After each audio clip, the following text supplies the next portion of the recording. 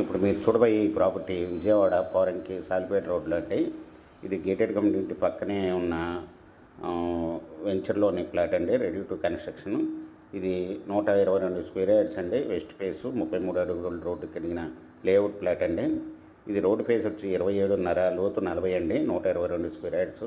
Bank loan available అండి. ఈ బంద రోడ్ నుండి కిలోమీటర్ దూరంలో ఉంటుందండి. ఇప్పుడు ఈ 1 స్క్వేర్ యార్డ్ వచ్చి 27,000 చెప్తున్నారు, స్మాల్ నెగోషియబుల్. ఈ ప్రాపర్టీ వివరాలు డిస్క్రిప్షన్లో ఇవ్వడమైంది.